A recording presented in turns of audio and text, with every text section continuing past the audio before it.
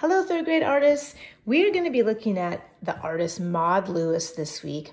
Really interesting artist. I think you're going to enjoy her. This is a book about her life that I just wanted to show you, something that you could check out at the library. It's called Capturing Joy. And in this book, it illustrates all the different things that Maude Lewis experienced during her life.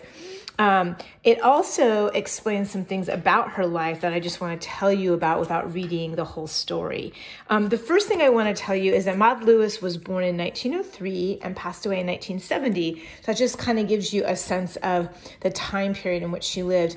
And Maude Lewis had something that is known as rheumatoid arthritis, which is a disease that makes your joints painful. So her hands, I'm gonna kind of show you on the camera, her hands were like this a lot of the time because the joints in her fingers were affected by this arthritis. And it was painful and it was difficult, but it did not stop her from creating these beautiful pieces of art. And Maude Lewis is a folk artist, which means that she was creating pieces of art that were stories about her life. She spent a lot of time as a child in this area that we're looking at right here. It was her aunt's house. Maude Lewis is from Nova Scotia, which is in Canada, just to our north. And she would go and visit her aunt during the summer.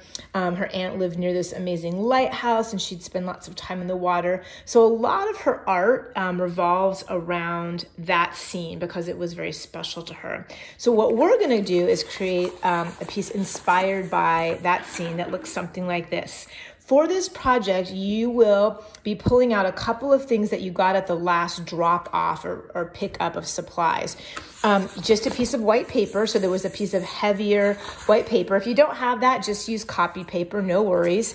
And then I also gave you this sheet of paper, which is just some outlines of the various things that Maude Lewis was seeing. Now, again, if you don't have this right now, no worries. I'm going to include with this video a link so that you could get a copy of this. I'm also going to include with our video a link to a slideshow that has more of Maude Lewis's beautiful paintings. So look for that with this video. All right, let me get started to show you how we're going to create this landscape. For this, you will need a pencil, you will need your watercolors, and your oil pastels. The first thing I'm going to do is I want to just do a light sketch of my landscape. So you all know this already, but just to review, a landscape is going to have three components. It's going to have the foreground, something going on down here, a middle ground, and then a background. So I want to think about what's going to be in each of those three areas. I'm kind of looking at Maude Lewis's painting, and I'm going to have the water portion kind of go in the foreground, but also I'm going to kick it up and make this darker so that you can see it on the camera. There we go. So that it kind of goes into the background. I'm also going to try to be inspired by the ledge or the cliff that she would see when she was at her aunt's where the lighthouse was.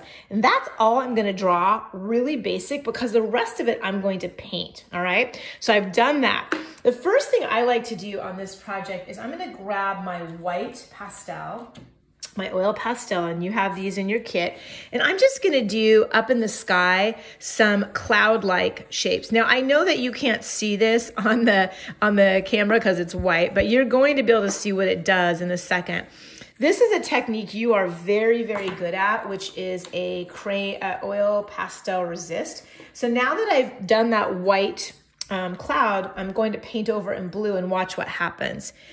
We've talked about this, that water and oil don't get along very well and they resist each other. So when I paint over it, what I get is this cool cloud-like sky, which I like because I can do different colors in it. I always start with a blue, but then the thing I like for this painting is that I'm going to add some other colors. So I'm going to go to my other cool colors. I'm going to get some purple. I'm going to get some turquoise, and you can do whatever you want on the sky, obviously. It just is an idea for the sky, okay? The next thing I'm going to do after I've done my sky And your sky could go all the way across or it could stop. It's up to you. I would want to work on my water. And for the water, I'm actually going to do some of the same technique. I'm going to use my oil pastel and I'm going to make just some lines, just some texture throughout it. And I'm going to do it in a couple different shades of blue. It can be very random. And then when I take my paint, I'm going to have that same opportunity I had above where I'm doing the resist, right? I'm painting over it and my oil pastel is going to show through. So I would keep painting that. For my ledge or my cliff right in here, I'm going to use a little bit of my green paint. And you have two colors of green in your oil pastels, or sorry, in your watercolors, just like I do. I like to do both shades. So you see I've got that. I'll show my watercolors are looking very loved right now. So I don't even have much dark green left, but I've got some. These are from our classroom I just borrowed. So I've got this green, I've got this green. Try to utilize both of those shades of green because they really give you a different effect, okay? So fast forward, pretend I have done all that. I went ahead and I added some other things on this, so I want to show them to you.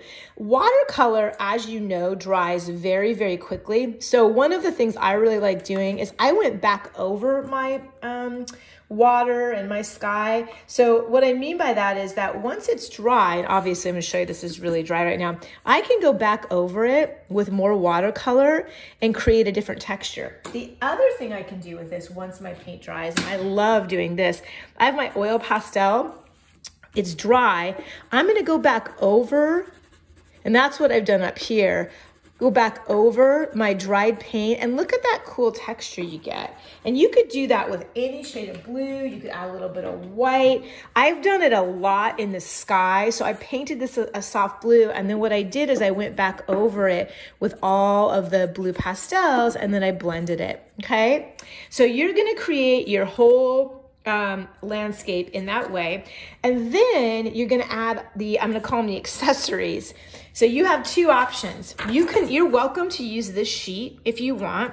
You could color them, you could cut them out and glue them on. I will show you that these are glued on. So these are separate pieces.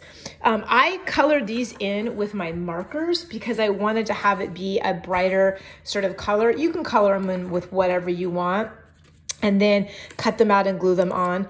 Alternately, you can just get a separate piece of paper and you can draw your own lighthouse, a boat, things that you might have seen when you go to our ocean. So Nova Scotia is looking at a different part of a different ocean and a different part of our world, but many of us have been to the Oregon coast and we might have our own memories of what we're seeing of the ocean. Maybe you've seen a whale, maybe you've seen somebody surfing. You can create whatever you want into that scene. But I will tell you that a really fun technique is to be able to color these in, and then cut them out.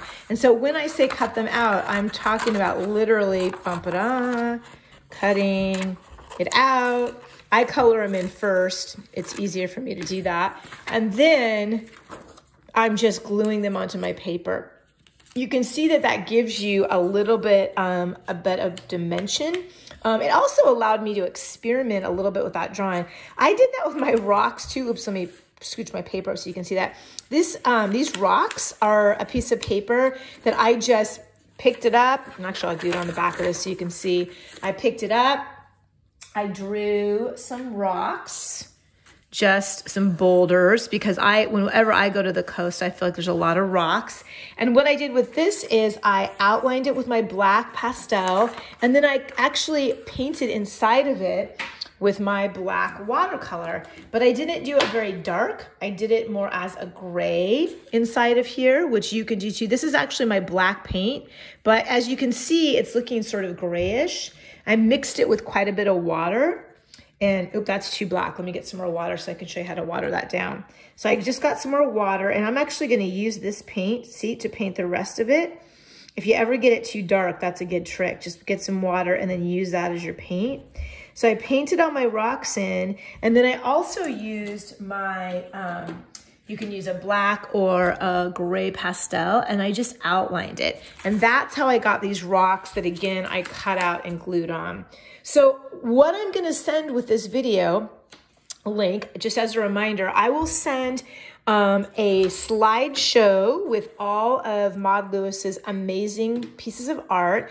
And then I will also send a link for a picture of this just in case you want it. You might still have this at home. I know our pickup was probably right before the winter break. It's been a while, and that's a long time ago. So if you're not finding it, no worries. I'm going to send you a copy.